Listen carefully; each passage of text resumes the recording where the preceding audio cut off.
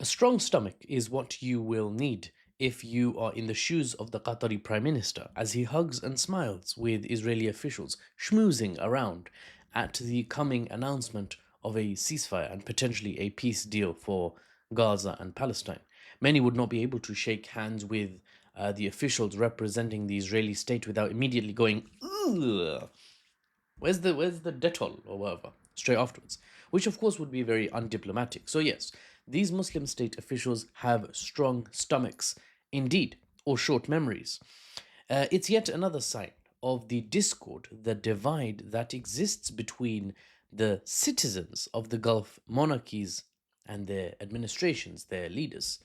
The citizens despise Israel, hate them with a passion for their actions in Gaza and the West Bank, like many citizens in Europe, in North America, and basically the rest of the world, because of Israeli actions in Gaza and the West Bank, and Lebanon, and Syria, and Iran. The list is long, right? They're hated, though, because of their actions. But the administrations from Saudi to Qatar to Jordan to the UAE and several others, the administrations of these countries are largely cooperative with Israel. Not completely aligned, mind you. There is tension, there is a back and forth, there is a I want something different from what you want, and there's a struggle there. But aligned overall, aligned enough that they have, after all, not been outraged enough to react to what has happened in Gaza with military action. Right? None of these countries have put their weapons where their mouth are. Or, one big level down from military action, even economically, they have not acted. The oil is still flowing, the investments are still investing, and the people dealing with Israeli officials are still smiling. Including, yes, the prime minister of the Qatari state. So why is that? What the heck is going on, Mahfouz? Why the huge disconnect between state and citizen in these countries as it relates to the foreign policy preferences, as it relates to Israel at least? Well, the disconnect stems from the geopolitical positioning the Gulf monarchies have taken. They chose this decades ago. They chose to cooperate with the US and its allies like Israel to grow rich and comfy within America's sphere of influence. Let me just move the camera a bit. Yeah. Any discontent, any dissent by any disagreement by their citizenry demanding that the state takes an alternative course, not to grow rich in cooperation with what may be considered adversaries who don't want good for the natives of the land in the Middle East. Any dissent by the citizens of these countries quashed. Better to get rich and remain subservient, pay fealty, right, than to be free, be aligned with your people's sentiment, but remain poor. That was the choice that the Gulf monarchies made, led by Saudi Arabia. That's the choice another a regional power in the area made, Egypt. To some extent, that's the choice that Turkey made as well. That was the choice. I'm not saying it was the right choice or the wrong choice. I'm saying it was the choice that was made, and in particular by the Gulf states, as we're talking about in this post. Iran, this is all academic basically. This is all an explanation to help you understand. I'm not pushing or being an activist for any side. Better you understand, and then you move on, do more research, and push yourself in the direction that you think is right. If you want to, fight for a certain side or cause, whatever, rhetorically speaking. Now, Iran, by comparison, chooses option two: be poor, basically, but free to chart your own foreign policy course and be aligned with your citizens, at least in foreign policy sentiment. Loads of Iranians, for example, are unhappy with the Islamic Republic theocratic system led by a grand Ayatollah at the top, a supreme leader. But you'll find most Iranians that disagree with that structure definitely agree with the foreign policy positioning of Iran, which is, yeah, America is not to be bowed down to, Israel is not to be given the keys to the Middle East, and we just stay a subservient slave or puppet state to them. Most Iranians don't want that. And the administration, as I said, is aligned on that front. Now, here's why smiling and hugging and genuinely friendly diplomacy makes sense for the Qataris and to some extent the regional powers like Egypt and Saudi Arabia. They're all under America's protection, or so they thought. Am I right? Because Qatar, got a bit poked.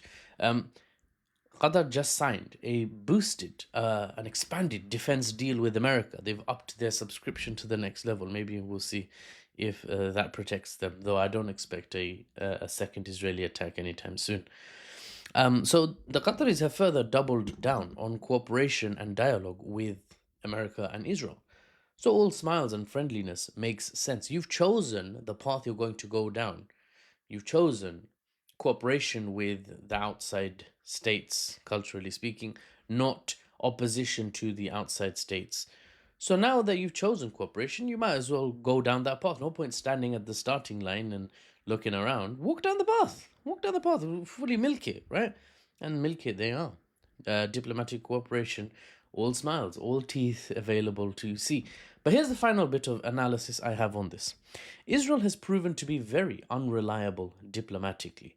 Nations, like people, have different personalities. Some will largely stick to their word, others not so much. Now, if you have a rival, but you respect their conduct, you respect their strength, you understand that you guys might be fighting, but then if you come to an agreement, they'll stick to it. There's no breaking it, right? That's one thing. You can respect that rival. You don't have to agree with everything they do. You might even hate them, but you respect that they'll keep to their word if they give you their word. But a treacherous actor, big or small, powerful or weak, a treacherous actor whose words are not worth the air they travel through before they reach your ears, whose agreements aren't worth the paper they are written on, that's not a nation that commands respect. And it's no doubt a significant strategic risk to keep going back to them and trusting them. Trust is a big word here at a state level. If a state promises you something 10 times and they break 8 of those promises, trusting them again, surely, is foolish, no? In this context, trust is what the Gulf monarchies are largely choosing to do over and over again. Trust that Israel will keep its word this time. Last time they didn't, but inshallah, inshallah, this time. Trust that the US will hold Israel to account. Last time they didn't, but inshallah, inshallah, this time. Trust, trust, trust, trust, trust. The alternative to trust, blind trust really, would be enforced agreement. Enforcing agreements. Sorry. Back up your trust, right? So you set an agreement. An agreement basically is a trust that you'll do what you said and I'll do what I said. But you back it up with genuine action, repercussions that you say you will take if that agreement is broken. To say, okay, we trust you this time. But if you break your word, again, our airspace is closed to you. Our investments are going to be divested. Our oil, forget our oil. Import your oil from Big Daddy. I hear fracking is all the rage in the US right now. That's the kind of repercussions that might lead to the other side. If they're thinking about breaking an agreement, they'll be like, we can't really. Not because we're not treacherous, we are, but we can't break the agreement because they will actually respond. That's problematic for us. That would be something the Gulf states, by the way, can do today. They could say, okay, we set up agreements with you, break it, break agreements and find out. BAFO. They could stop trusting and start enforcing agreements. Will they, though? I would assess no. Why, Mahfouz? Because unless the citizens in these countries, these Gulf monarchies, use the relevant channels and their relevant power structure to demand change in policy at a state level, I don't expect the administrations to do anything. After all, here's the kicker, the geopolitical blunt reality revealed again. The ugly truth rather than a beautiful lie. The kicker is, if Israel breaks their agreements again, if they break their trust again, who gets burned? Is it Saudi that's suffering? No. Is it Qataris? No. Is it Jordanians? No. Is it Egyptians? No, not really.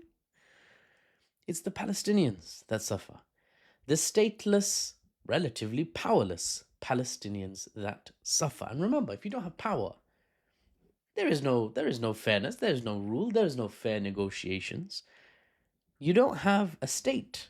So whoever you set up rules with, they can break them and suffer nothing. For the unbiased news and analysis without the Western spin, I'm Mahfouz.